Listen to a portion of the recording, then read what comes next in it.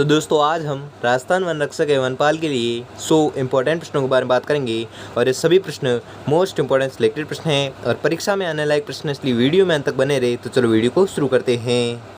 तो आपका पहला सवाल है कि सरस्वती कंठाभरण ग्रंथ के रचयिता थे, तो कौन थे? भोज। ठीक है, भोज है जो सरस्वती कंठाभरण ग्रंथ के रचयिता थे। कौन थे? भोज। अगला सवाल है कि राजपूतों को अग्निकुल क्षत्रिय किसमें कहा गया है? तो यह कहा गया है पृथ्वीराज रासो में। ठीक है, तो पृथ्वीराज रासो में राजपूतों को क्या कहा गया है? तो पृथ्वीराज रासो में राजपूतों को कहा गया है अग्निकुल क्षत्रिय कहा गया है। किन्हें कहा गया है? राजपूतों को। और किसमें कहा गया है? तो पृथ्वीराज रासो में कहा गया है। और यह प्रश्न पूछा गया जेल प्रहरी परीक्षा 2016 में पूछा गया था प्रश्न। ठीक है, वेरी इंपॉर्टेंट प्रश्न है, तो आपको याद रखना है। ठीक है, और इसकी व्याख्या भी दी गई है, तो व्याख्या पढ़ लेते हैं। व्याख्या है कि पृथ्वीराज रासो चंद्रदाई द्वारा रचित ग्रंथ है। ठीक है, तो यह ग्रंथ किसके द्वारा रचित है? तो आपको याद रखना है चंद्रदाई द्वारा रचित है, और जिसमें राजपूतों की उत्पत्ति आबू में अग्निकुंड से हुई बताया गया है।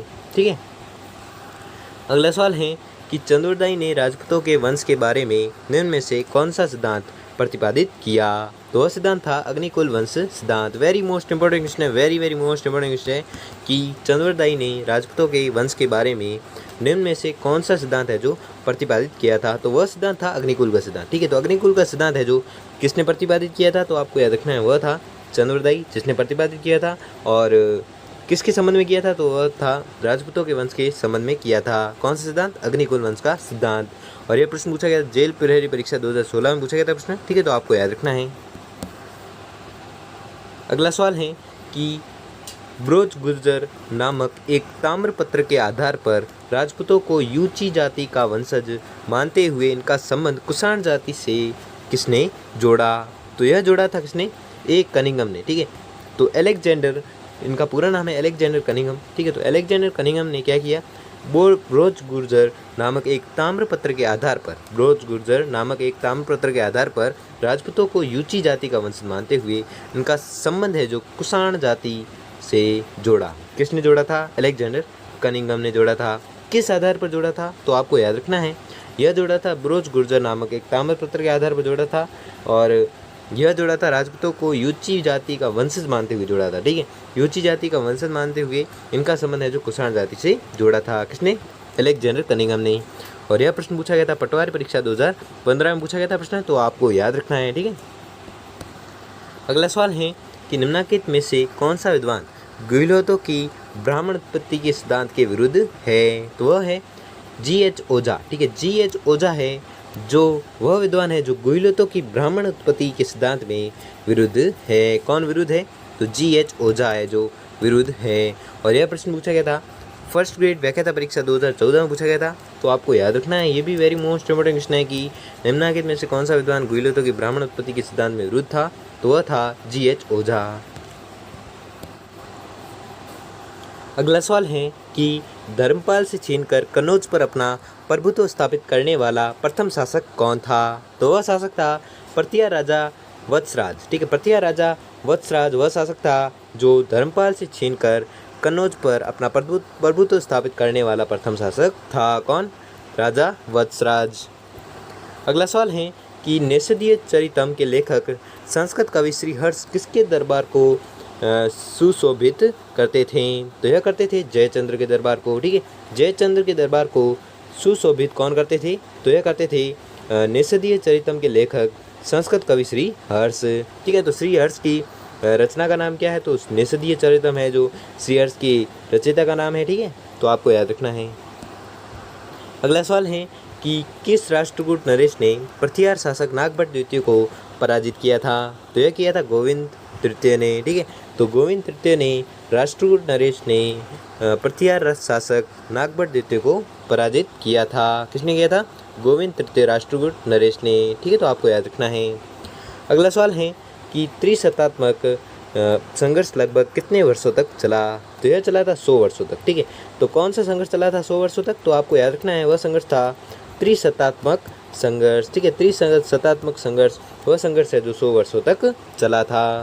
अगला सवाल है कि अजमेर स्थित 2.5 दिन का झोपड़ा नामक मस्जिद की दीवारों के प्रस्तर खंडों पर कौन सा संस्कृत नाटक उत्कीर्ण है? तो यह उत्कीर्ण है हरिकेली नाटक। ठीक है, वेरी मोस्ट इंपोर्टेंट क्वेश्चन है कि अजमेर स्थित 2.5 दिन का झोपड़ा नामक मस्जिद की हवेली के प्रसर खंडों पर कौन सा संस्कृत नाटक है जो उत्कीर्ण है? तो आपको याद रखना है वह नाटक है हरिकेली नाटक। ठीक है, तो आपको याद रखना है।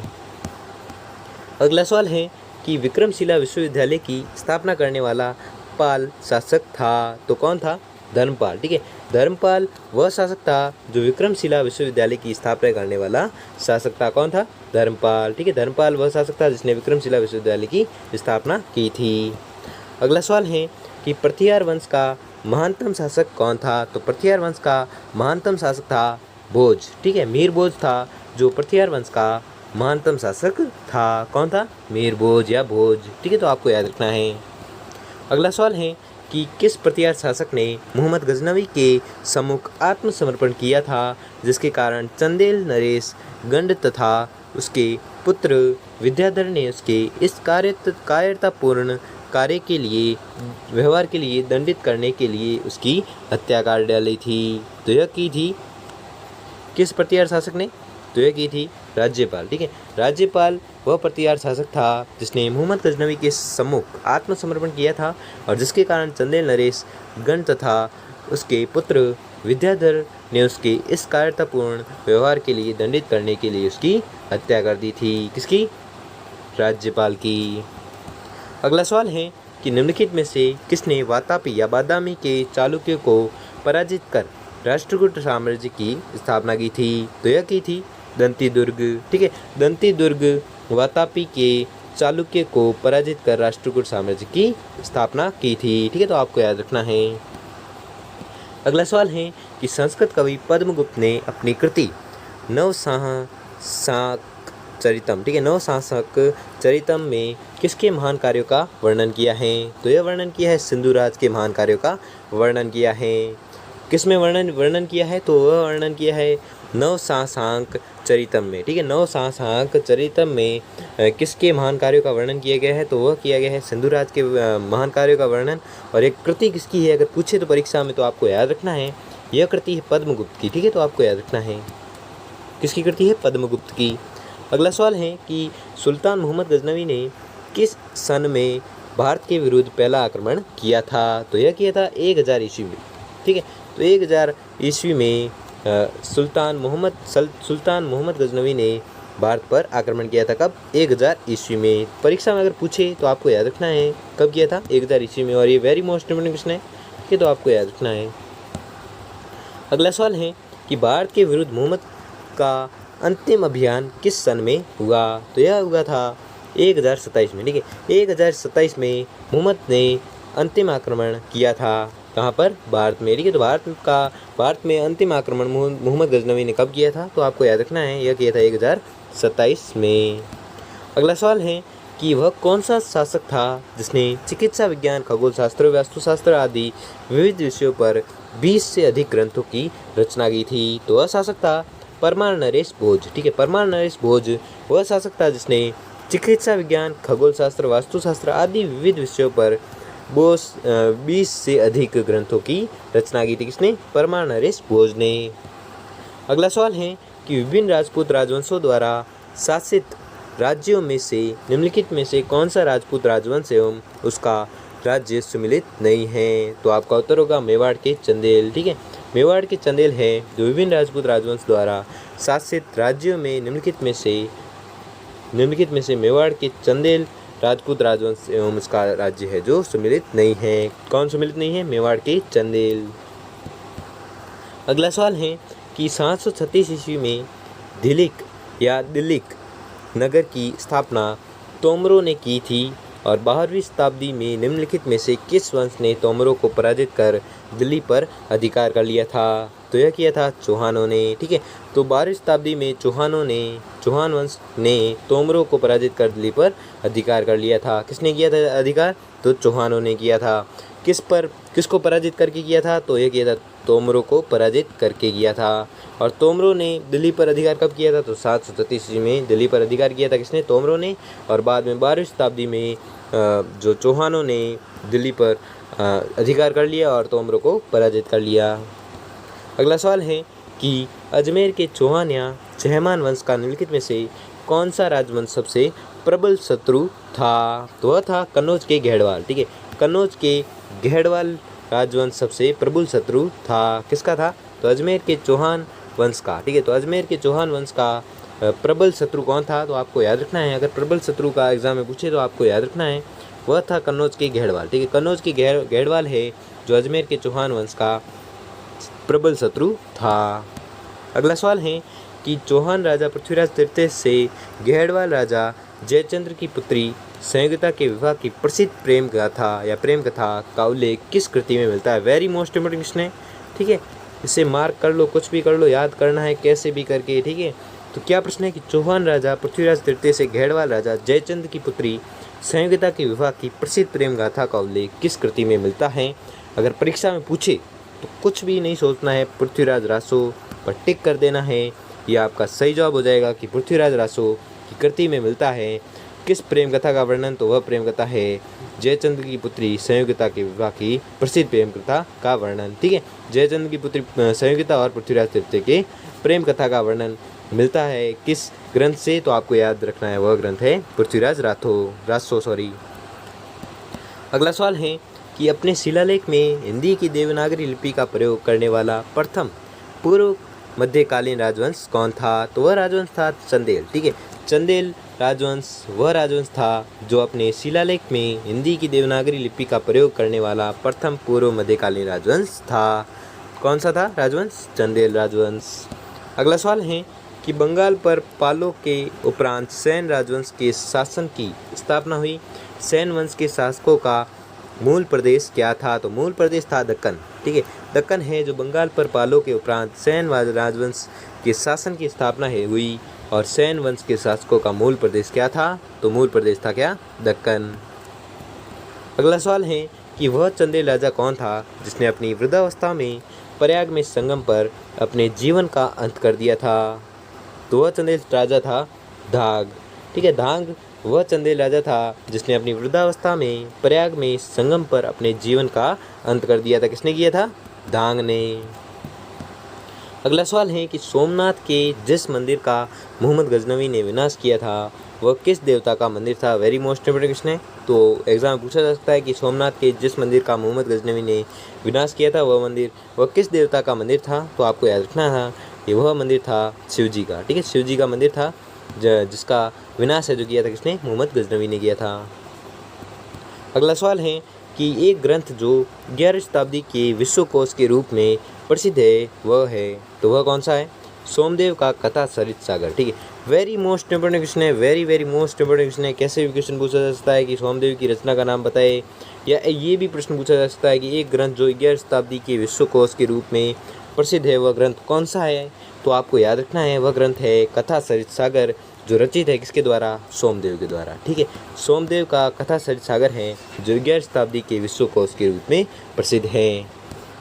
अगला सवाल है कि गुजरात के चालुक्य वंश को किस राजवंश ने सत्ता से अपदस्थ किया था? तो यह किया था बघेल या सोलंकी ने। ठीक है, तो बघेल या सोलंकी राजवंश ने सत्ता से अपदस्थ किया था किसे? गुजरात के चालुक्य वंश को। ठीक है, गुजरात के चालुक्य वंश को बघेल या सोलंकी राजवंश ने सत्ता से अपदस्थ कर लिया था। किसने? सोलंकी राजवंश ने। अगला सवाल है कि शाकंभरी के चौहान वंश की स्थापना किसने की थी? तो शाकंभरी के चौहान राजवंश या चौहान वंश की स्थापना की थी किसने? वासुदेव ने। ठीक है, वासुदेव ने शाकंभरी के चौहान वंश की स्थापना की थी। किसने की थी? वासुदेव ने। अगला सवाल है कि चंदेल साम्राज्य का जैजाक भुक्ति नाम किस चंदेल राजा के नाम से व्युत्पन्न हुआ था? तो यह हुआ था जयशक्ति। ठीक है, जयशक्ति चंदेल राजा के नाम से व्युत्पन्न हुआ था। क्या हुआ था? चंदेल साम्राज्य का जैजाक भूति नाम है जो जयशक्ति चंदेल राजा के नाम से व्युत्पन्न हुआ था। अगला सवाल है कि पूर्व मध्यकाल में राजनीतिक एवं आर्थिक शक्ति उसके हाथों में केंद्रीभूत थी। तो किसके थी? वह थी उपयुक्त सभी भू बिचौलियाँ, राज परिवार और सामंत वर्ग। इन तीनों के हाथ में देखा पूर्व मध्यकाल में राजनीतिक एवं आर्थिक शक्ति हाथ में थी। इन तीनों के हाथ में थी। किन के हाथों में थी? भू बिचौलिया, राज परिवार एवं सामंत वर्ग। इसलिए आपका सही जवाब होगा ऑप्शन नंबर 4 उपयुक्त सभी। अगला सवाल है कि 9वीं शताब्दी में याज्ञवल्क्य स्मृति पर लिखी गई टीका दाएं भाग के नाम से प्रसिद्ध है, जिसके लेखक है। वेरी मोस्ट इंपॉर्टेंट क्वेश्चन है, वापस से वेरी मोस्ट आ गया क्वेश्चन, तो आपको टिक कर लेना है, कैसे भी करके याद कर लेना है कि 9वीं शताब्दी में याज्ञवल्क्य स्मृति पर लिखी टीका दाएं भाग के नाम से प्रसिद्ध है, और जिसके लेखक कौन है, तो लेखक का अगर नाम पूछे तो लेखक है विज्ञानेश्वर। ठीक है, विज्ञानेश्वर है इसके लेखक। ठीक है, तो आपको याद रखना है। अगला सवाल है कि 11वीं शताब्दी में मध्य भारत में संस्कृत अध्ययन एवं अध्यापन का महानतम केंद्र था। तो महानतम केंद्र कौन सा था? धारा। ठीक है, धारा है जो 11वीं शताब्दी में मध्य भारत में संस्कृत अध्ययन एवं अध्यापन का महानतम केंद्र था। तो महानतम केंद्र कौन सा था? धारा। अगला सवाल है कि नालंदा विश्वविद्यालय में निम्नलिखित में से किस वैज्ञानिक विषय की शिक्षा प्रदान नहीं की जाती थी? तो यह नहीं की जाती थी जीव विज्ञान की। ठीक है, जीव विज्ञान विषय की शिक्षा है जो प्रदान नहीं की जाती थी। किस विश्वविद्यालय में? तो आपको याद रखना है वो विश्वविद्यालय नालंदा विश्वविद्यालय। ठीक है, तो नालंदा विश्वविद्यालय में है जो जीव विज्ञान की शिक्षा है जो नहीं दी जाती थी। अगला सवाल है कि पूर्व मध्यकाल में विद्या अध्ययन का महानतम केंद्र था। तो महानतम केंद्र कौन सा था? नालंदा विश्वविद्यालय। ठीक है, तो नालंदा विश्वविद्यालय है जो पूर्व मध्यकाल में विद्या अध्ययन का महानतम केंद्र था। कौन सा था? नालंदा विश्वविद्यालय। अगला सवाल है कि पूर्व मध्यकालीन शासक राजपूत जातियों का उदय किस स्रोत से हुआ था? तो यह हुआ था कुछ आदिम जनजातियों के आत्मसातकरण से। ठीक है, कुछ आदिम जनजातियों के आत्मसातकरण से पूर्व मध्यकालीन शासक राजपूत जातियों का उदय हुआ था। अगला सवाल है कि अग्निकुंड सिद्धांत के अनुसार किस राजपूत जाति का जन्म नहीं हुआ? तो आपको याद रखना है वह नहीं हुआ है राठौड़। ठीक है, अग्निकुंड सिद्धांत के अनुसार है जो राठौड़ राजपूत जाति का जन्म है जो नहीं हुआ है। किस सिद्धांत के अनुसार? तो वह सिद्धांत है अग्निकुंड सिद्धांत। अगला सवाल है वेरी मोस्ट इंपोर्टेंट क्वेश्चन आ रहा है, वापस टिक लगा दो कि तराइन का प्रथम युद्ध 1191 ईस्वी में किन किन के मध्य हुआ था? तराइन का प्रथम युद्ध हुआ था किन किन के मध्य? मूलराज द्वितीय एवं गौरी के मध्य। ठीक है, तो मूलराज द्वितीय के मध्य और गौरी के मध्य हुआ था। कौन सा युद्ध हुआ था? तराइन का प्रथम युद्ध हुआ था। ठीक है, सॉरी ये गलत है, पृथ्वीराज एवं गौरी के मध्य हुआ था। सॉरी, पृथ्वीराज और गौरी के मध्य हुआ युद्ध का नाम क्या है? तो वह युद्ध हुआ था तराइन का युद्ध। कब हुआ था? 1191 को। वेरी मोस्ट इंपोर्टेंट क्वेश्चन है, आपको याद रखना है। और किन के मध्य हुआ था? तो ये भी याद रखना है, ये हुआ था पृथ्वीराज एवं मोहम्मद गौरी के मध्य हुआ था। कौन सा युद्ध? तराइन का युद्ध।